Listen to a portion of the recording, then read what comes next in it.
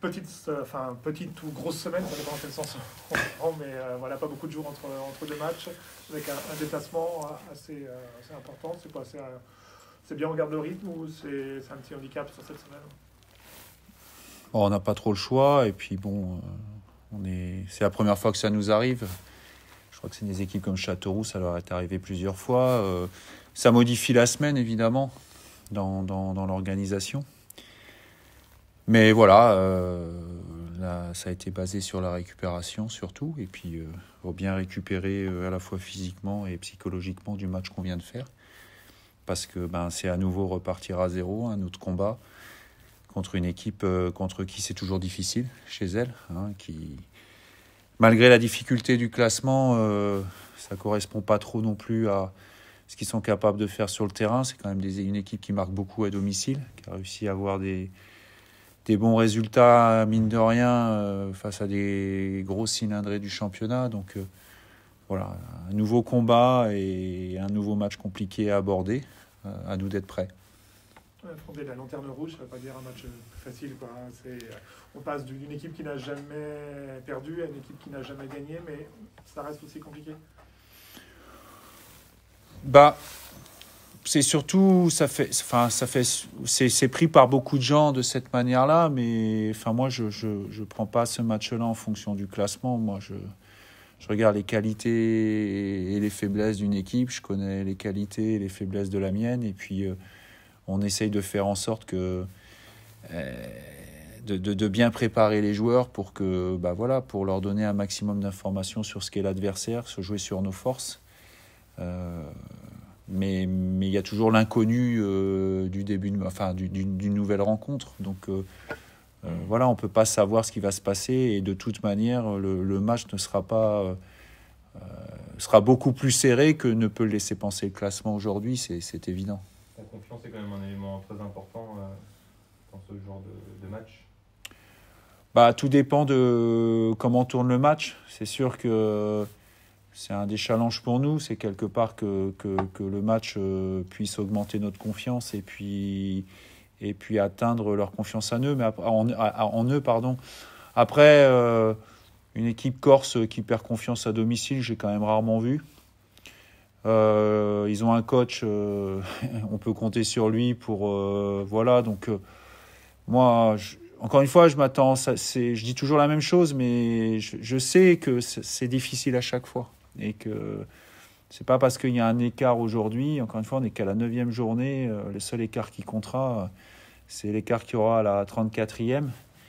Vous savez, aujourd'hui on est à l'aube d'une présidentielle, il y a des sondages qui montrent quelque chose, et puis à l'arrivée, si on prend les sondages d'aujourd'hui et puis ce qu'ils seront juste au soir du premier tour, je pense qu'il y aura un gros écart. Donc c'est un peu pareil, faut avoir conscience de la force de l'adversaire, de la difficulté d'un match, et puis c'est le meilleur moyen de se préparer. Le fait qu'il y ait déjà 4 points, c'est ça, entre vous et la 4e place. Il y a des petits écarts qui commencent à se créer, mine de rien, même si on n'en est qu'à la 9e journée, comme vous dites. Moi, la seule chose que je vois, c'est qu'on a 20 points. Voilà. Et 20 points, on peut penser que c'est, on va dire, à peu près, peut-être même pas assez, mais c'est à peu près la moitié des points qu'il faut pour se maintenir.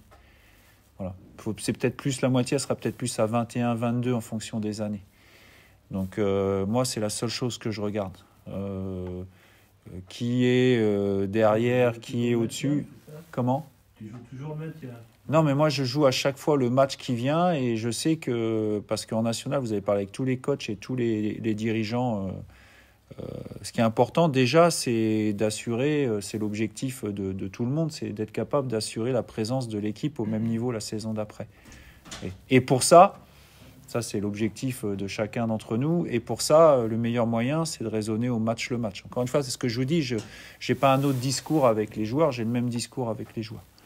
Donc les éventuels écarts qu'il peut y avoir avec un 4e ou un 10e, voilà, moi ce qui m'intéresse, c'est préparer le prochain match et comptabiliser un maximum de points pour se rapprocher de ces 40 et quelques points qui permettent, on va dire, d'être sain et sauf. Voilà. Et après 9 journées, qu'est-ce qui vous satisfait là dans le groupe ? Quelles certitudes ? Vous avez des certitudes maintenant par rapport au jeu ? Dans le foot, il faut éviter d'avoir des certitudes. Non, on a un état d'esprit qui nous permet de collectivement d'être fort. Voilà. Et d'ailleurs, quand j'en parle avec les gens, j'aime bien parler avec les gens qui regardent nos matchs, parfois, qu'à la télé, mais les retours qu'on a, et même quand je discute avec mes collègues qui nous ont rencontrés, le retour qu'on a, c'est qu'on dégage collectivement. On joue en équipe, voilà.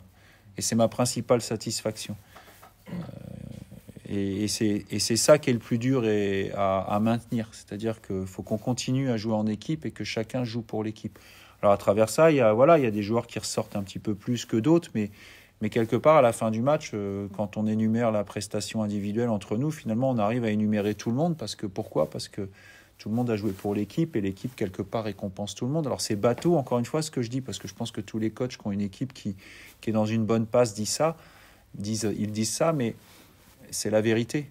Donc à nous d'entretenir ça, à être capable d'être bons collectivement et de continuer à jouer en équipe.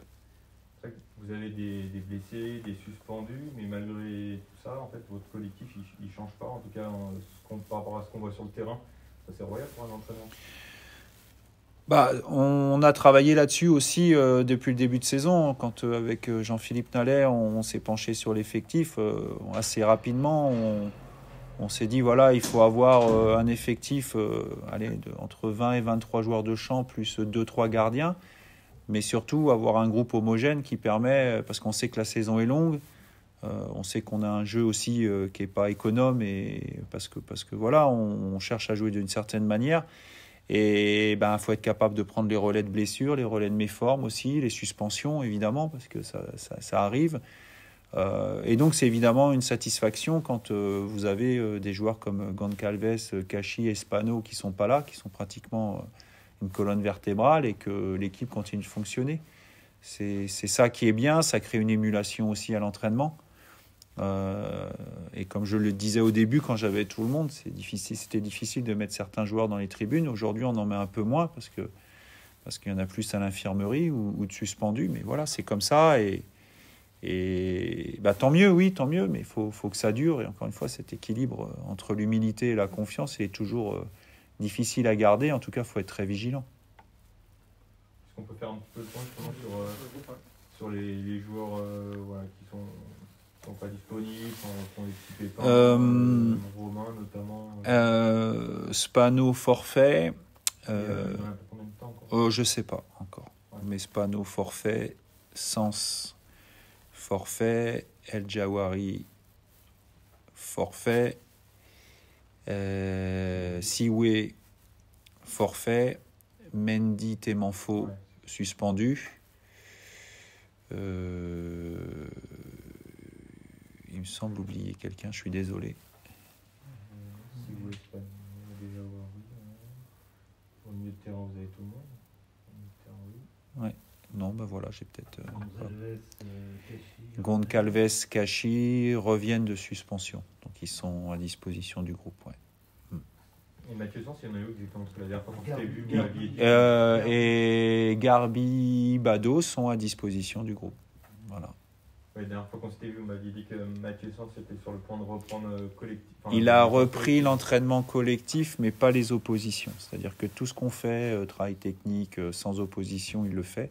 Ouais. Mais il n'est pas encore autorisé à reprendre les contacts, tout ce qui est avec opposition. Ouais. Et Madienne, je pense que pour la semaine prochaine, il pourra reprendre l'entraînement normalement, et il sera à disposition du groupe, on va dire, dès le début de semaine prochaine. Et Siwe aussi Non, Siwe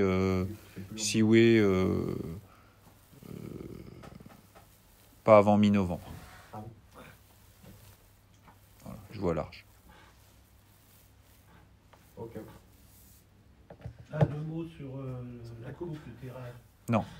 Non. Je vous parle de la coupe après le match de Borgo, en conférence de presse, sans problème, avec plaisir. Mais moi, je m'occupe du match de Borgo, le match de la semaine prochaine pour l'instant. Au même titre que quand avant Villefranche, je vous parlais que de Villefranche, je vous ai pas parlé de Borgo. Moi, je vous parle de Borgo. Et puis, on verra après. On n'avait pas dû poser de questions voilà. sur Borgo avant Villefranche. Et non, je crois que vous n'en avez pas posé en plus. C'est bizarre.